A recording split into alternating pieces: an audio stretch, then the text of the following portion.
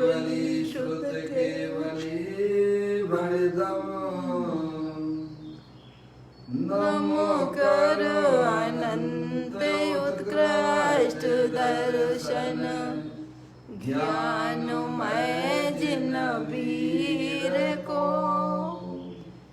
कहूँ नियम सार सुकेवली शुद्ध केवली पर कथित।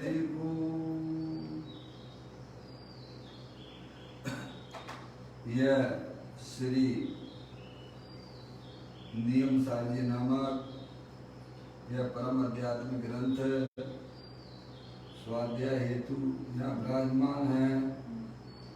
आज से 2000 वर्ष पहले इस महान पवित्र ग्रंथ की रचना आचार्य श्री कुंद कुंद देव द्वारा इसी पवित्र भूमि पर की गई और इसके टीकाकार पदम प्रबंधधारी देव मुनराज है।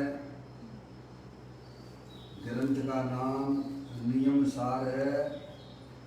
नियम से करने उपकार अपनी आत्मा में सम्यक दर्शन, सम्यक ज्ञान, सम्यक चारित्र रूपी निर्मल पर्याय, पवित्र पर्याय, मोक्ष मार्ग रूपी पर्याय प्रकट करना, जो स्वयं सुख स्वरूप है और अनंत सुख का कारण है। अनादिकाल से हमारे और आपकी आत्मा में पर को अपना जानने वाली, पर को अपना मानने वाली और पर के साथ संबंध रखने वाली ऐसी मोह राग देश रूपी पर्याय, मलिन पर्याय, अपवित्र रूप पर्याय प्रकट है,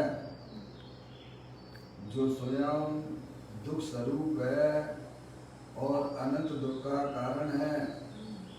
ऐसी मोहराग देश रूपी अपवित्र रूप पर्याय का अपनी आत्मा में से उसका अभाव करना और सम्यक दर्शन ज्ञान चारित्र रूपी निर्मल पर्याय प्रकट करना, ये हमारा आपका सबका कर्तव्य है। ऐसे कार्य की प्राप्ति जिनवाणी माता के माध्यम से अपने आत्मा के स्वरूप को पहचानना, अपनी जो आत्म वस्तु है वह परद्रव पर भावों से भिन्न और अपने ज्ञानादि अनंत शक्तियों सहित तीनों काल विद्वान वस्तु है। ऐसे ज्ञायक प्रभु परमात्मा का माँ जनवाणी माता के द्वारा परिचय करके तत्पश्चात शरीर रागादेक ये सब कर्मकृत वस्तुएं हैं। इनका हमारे आत्मा के साथ में किसी प्रकार का कोई संबंध नहीं है। इस प्रकार इन्हें पर जानते हुए इन्हें अपना नहीं मानना, इन्हें अपना नहीं जानना और इन शरीर रागादि का लक्ष्य छोड़ के अंदर जो अखंड ज्ञान ज्योति स्वरूप भगवान आत्मा है, जो कि अनंत शक्तियों के भंडार वाला है, ऐसे ज्ञायक प्रभु परमात्मा में अपनापन स्थापित करके उसे ही निज जानते हुए उसी रूप परिणमन करना, यह हमारा आपका सबका कर्तव्य है। देखिएगा, अरिहंत परमात्मा, सिद्ध परमात्मा सब यही कार्य करते हैं। देखिएगा, यहाँ चर्चा नियम सार की चल रही है, उसको अपन पढ़ लेते हैं। चौथा अधिकार चल रहा है, व्यवहार चारित्र अधिकार नाम है। उसमें मुनराज के 28 मूल गुणों की चर्चा आई है। गाथा नंबर यहाँ 64 चल रही है, जिसमें मुनराज के आदान निक्षेपण समिति की चर्चा आई है, उसे अपन पढ़ते हैं।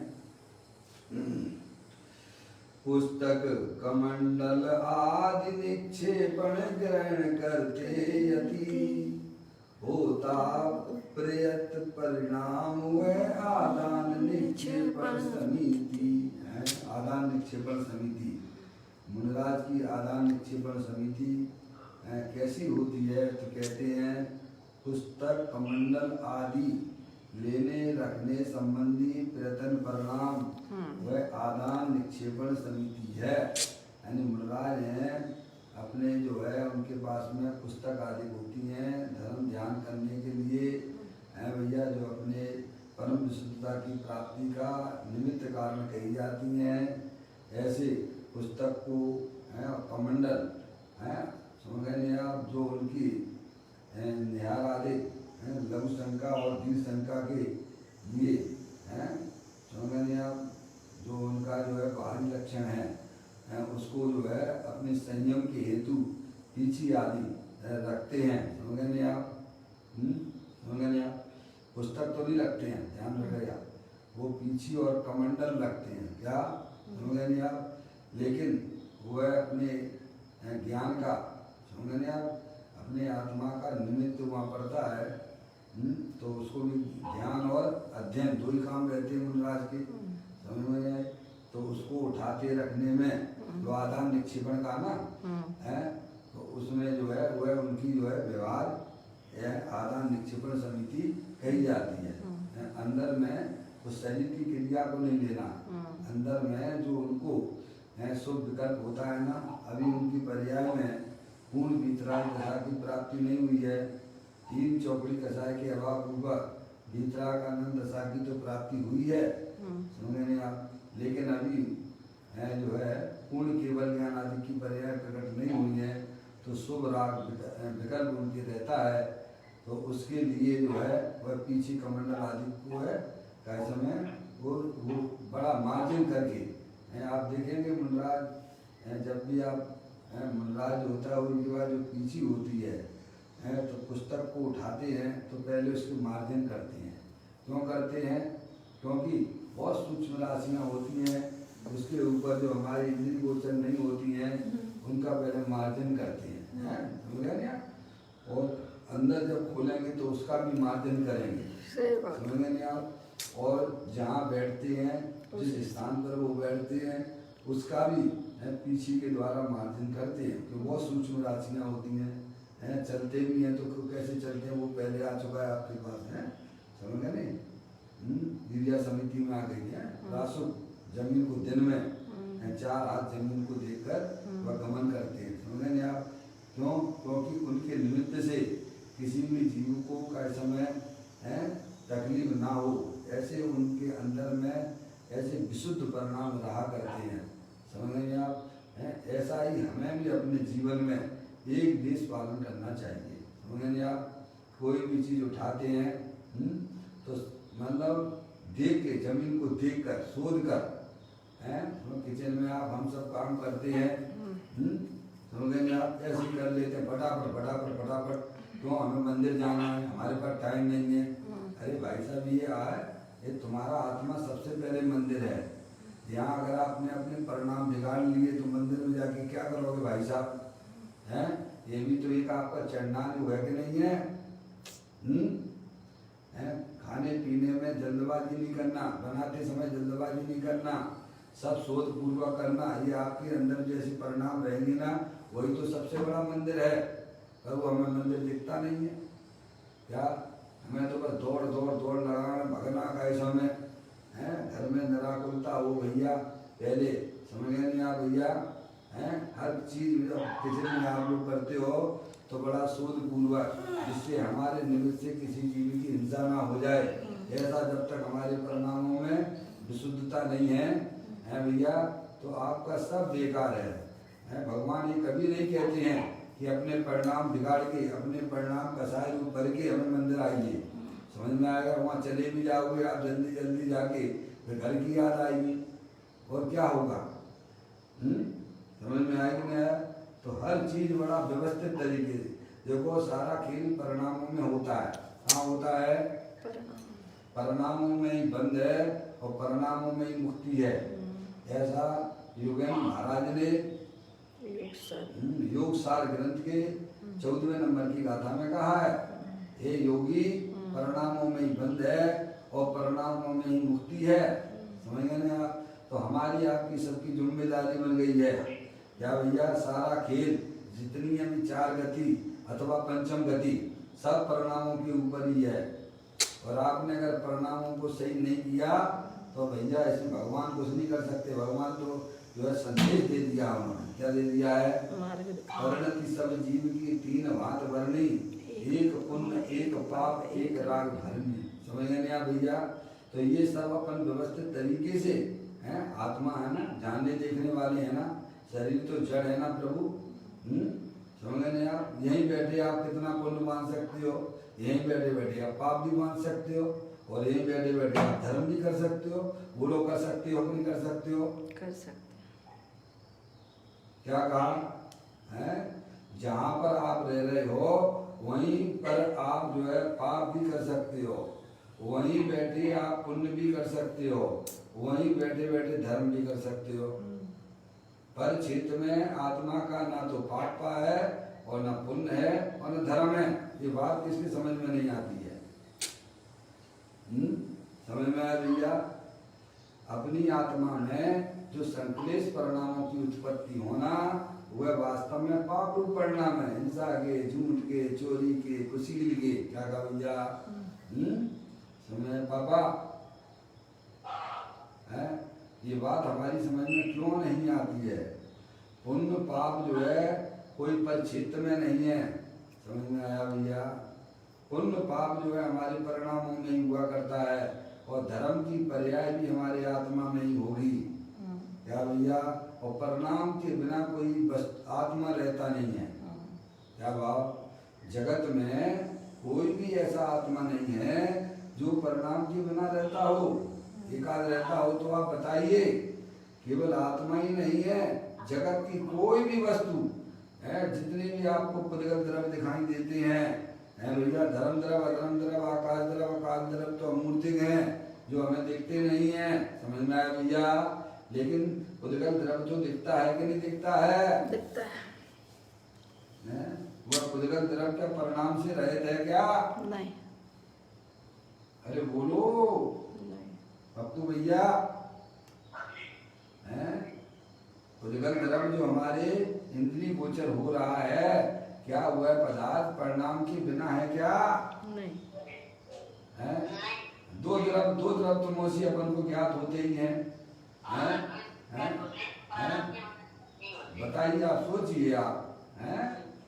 आप एक तो चेतने सर जानने देखने वाला जो आप हमेशा निरंतर जानते देखते ही रहते हो, वो आत्मा हो आप। दूसरा शरीर है पुद्गल द्रव्य है, अनंत पुद्गल परमाणुओं का पिंड है, उसका भी परिणाम उसमें हो रहा है। देखो ये हमेशा शरीर कभी कभी टूटता है, कभी ऐसा लगता है कमजोर लगता है। आज कलर तुम्हारा कैसा हो गया, कितने कलर बदलता रहता है, क्षण बदलता है। आप देखिएगा, पहचानिएगा। ये अत्यंत भगवान सर्वज्ञ देव के द्वारा बताया गया धर्म है। हमें इसे अपनी ज्ञान की कसौटी पे कसना चाहिए। क्या भैया? व्यर्थ मूर्खों जैसे पर द्रव्यों के पीछे ना भागो।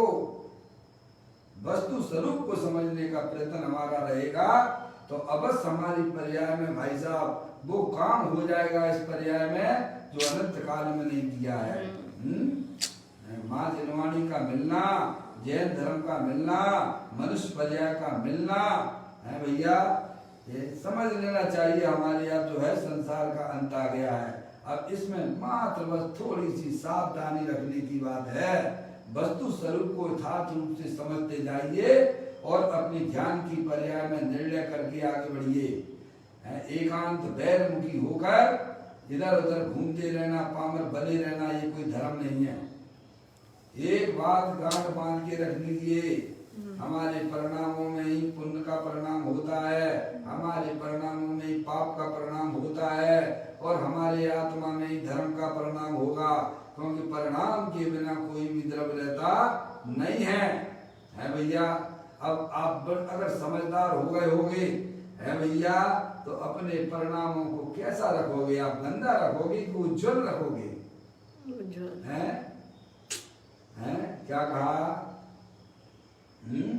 जब आपको ये पता पड़ चुका है कि परिणाम के बिना तो मैं कभी रह ही नहीं सकता हूँ, तो गंदे परिणामों के साथ में आपको रहना चाहिए कि निर्मल पवित्र परिणामों के साथ में रहना चाहिए। हैं बाबा, कैसे परिणाम के बिना तो रह नहीं सकते हो? रह सकते हो क्या? एक बार घर के बिना तो रह सकते हो क्या भैया? नोटों के बिना भी रह सकते हो हैं, लेकिन परिणामों के बिना रह सकती हो क्या? नहीं रह सकती हो ना। तो परिणाम समझ गए? अपने आत्मा में जो होने वाले मूल आदेश के परिणाम वह पाप रूप परिणाम है, समझ में आया भैया? और अपने आत्मा जो त्रिकालिक ध्रुव भगवान आत्मा परम पवित्र है, उसका लक्ष्य करने से पवित्र परिणाम प्राप्त होते हैं। तो अब हमें यह सोचना चाहिए कि हमें परिणाम के साथ नहीं रहना है, तो गंदे परिणामों के साथ में रहना कि निर्मल परिणाम के साथ में रहना है भैया? अशोक भैया, अशोक भैया है जय भाई लाइन पर है? देखो परिणाम के बिना तो रहना पड़ेगा क्या? परिणाम के बिना नहीं रहना। परिणाम के बिना तो जो है इस समय आप रह नहीं सकते हो क्या? अब कैसे परिणामों के साथ में रहना है? रह सकते हो तो बताओ, रह सकते हो तो बताओ। नहीं रह सकते है? अरे मौसी कहीं नहीं रह सकता है। हाँ, कहीं नहीं रह सकता है। अरे तुम मोक्ष में भी परिणाम के बिना नहीं रहेगा, क्योंकि ये वस्तु स्वरूप है, इसे किसी ने बनाया नहीं है। ये तो हमारा महान पुण्य का उदय है, जो सर्वज्ञ भगवान की बातें आज हमारे ज्ञान में व्यवस्थित तरीके से बैठ रही हैं। क्या भैया? सही बात। अब डोर हमारे हाथ में है। क्या कहा भैया? हम अपने आत्मा को चाहे तो भाई साहब निगुर में ले जाएं, हम चाहे तो अपने आत्मा को भैया सिद्ध भगवान बन के अनंत सुख का वेदन करने का है। अरे सिद्ध पर्याय तो बाद में प्राप्त होगी, पहले यही ऐसा आनंद में हो जाएगा। क्या भैया? आनंद आनंद छा जाएगा तेरी पर्याय में भाई साहब है। एकांत पर द्रव्यों के पीछे मत भागो, संयोगों के पीछे मत भागो है। अपने आत्मा को समझकर अपने आत्मा की तरफ भागना। जो काम हमने अनादिकाल से नहीं किया है, वह काम करने के लिए यहाँ जैन दर्शन में उत्पन्न हुए हैं। काय के लिए हैं? हो जाते भाई साहब कहीं जाके पाकिस्तान में पैदा हो जाते पापा, मुसलमान बन जाते तो क्या होता बोलो? वो अनंत बार हुए हो हैं भैया? या क्यों आए? क्षेत्र पर क्यों आए? काय के लिए आए हैं? जिनेन कुल में पैदा क्यों हुआ? जौहरी कुल में क्यों पैदा हुआ तू है भाई? काय के लिए? बस ये परिणाम गंदे करते रहना, पर द्रव्यों की तरफ नियत खराब करते रहना और सोचते रहना पर द्रव्यों के बारे में। अरे यही करना था तो यह जिन्हें परमात्मा की यहाँ आने की क्या जरूरत थी? वह तो सब त्रियंश गति के जीव कर रहे हैं। सही बात। क्या भैया? समझना है भैया? ऐसा अपना चमत्कारिक वस्तु बहुत ध्यान से सुनना भैया। ये सब बैठे बैठे काम किया जा सकता है। यहाँ बैठे हुए आपको आपका परिणाम भी कर सकते हो है भैया? सही बात है। पुण्य यहाँ बैठे बैठे आप पुण्य का परिणाम भी कर सकते हो, और यहाँ बैठे बैठे आप धर्म का परिणाम भी कर सकते हो। इसमें कोई भी कर्म आड़े वाले आते नहीं है। क्या भैया? ऐसा कोई वस्तु स्वरूप है। तो यहाँ कहते हैं मुनराज हैं, पुस्तक कमंडल आदि लेने रखने संबंधी प्रयत्न परिणाम वह आदान निक्षेपण समिति है। समझ गया?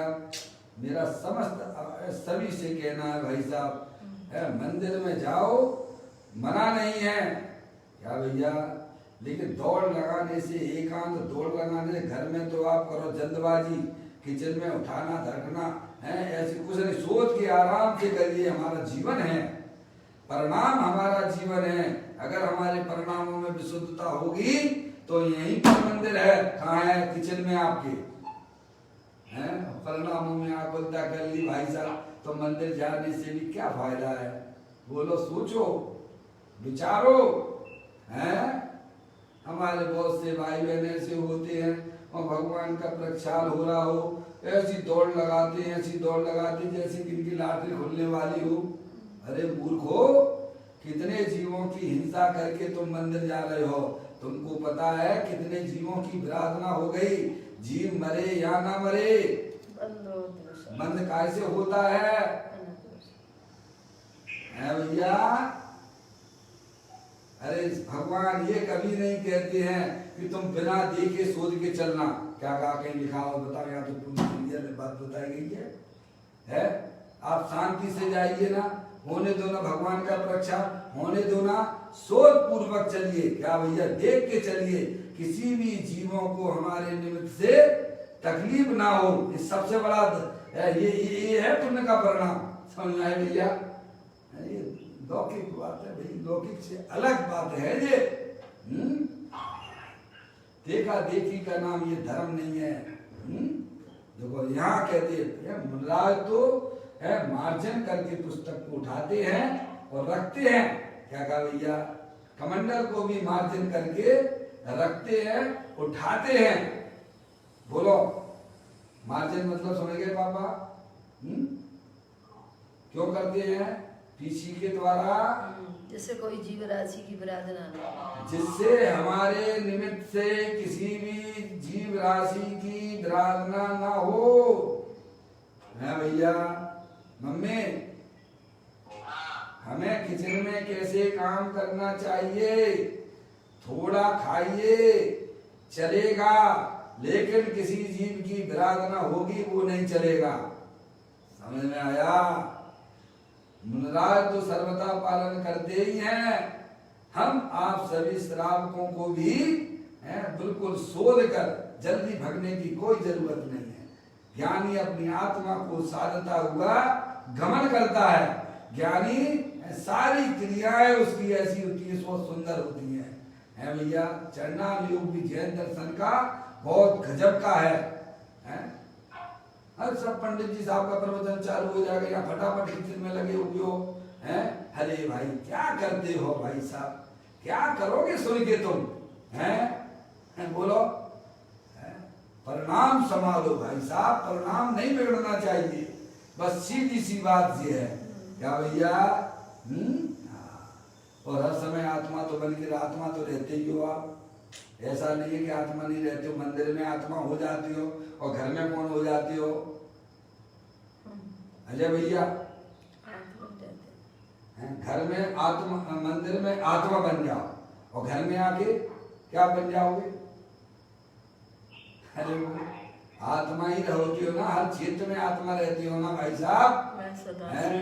मैं सदा से रहा आत्मा, अभी हूँ आत्मा ही रहूंगा, न बदलूंगा मैं।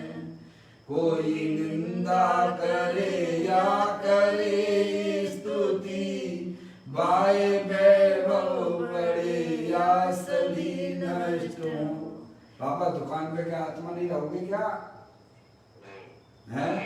खूब लड़ाई झगड़ा करना, खूब करना तो क्या मिलेगा? पाप की गठरिया बंधेगी। हमारे कई भाई लोग कहते हैं भाई साहब आत्मा की बातें आप करते हो, अब घर में तो कम से कम दूसरी बातें करो।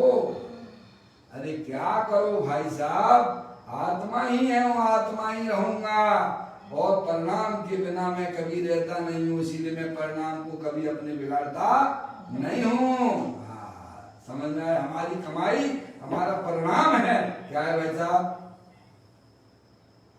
कैसा भी उदय आ जाए, कल चलेगी उसकी 10 बजे चर्चा है। कल चलेगी सुबह 10 बजे द्रव दृष्टि जिनेश्वर में उसकी चर्चा। कैसा भी पाप का उदय आ जाए, ज्ञानी अपने आनंद को कभी नहीं छोड़ता है। आचार्य कुंदकुंद देव ने तो समय साल की 185वें नंबर की गाथा में यह बात भी लिखी है। प्रचंड कर्म का उदय आने पर भी ज्ञानी अपने ज्ञानत्व को नहीं छोड़ता है।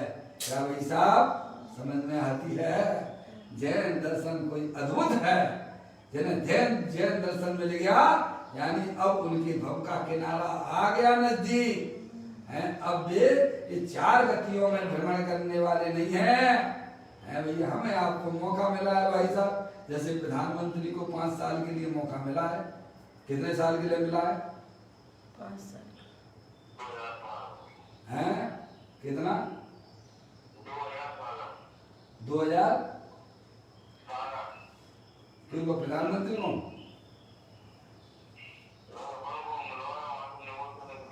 अब उनको मिला है। नहीं, हम ये बोल रहे हैं प्रधानमंत्री जो आज जो है मोदी साहब धरती पे बैठे हुए हैं तो जनता ने कितने साल के लिए उन्हें मौका दिया है प्रधानमंत्री बनने का? 5 साल का। 5 साल का दिया ना पापा है। अब 5 साल में ये अच्छे काम करेंगे तो फिर जनता क्या करेगी? दोबारा बुला लेगी। दोबारा बुलाएगी ना। और अगर अच्छे काम नहीं करें तो बीच में ही उतारते ही। बीच में तो नहीं उतारेंगे। क्या कहा? ये पूरी सत्ता के साथ में बैठे हैं ना, बीच में उतारने का काम कोई मिली सरकार है मोदी की क्या? समझ में आया भैया? 5 साल तक राज करेंगे ना।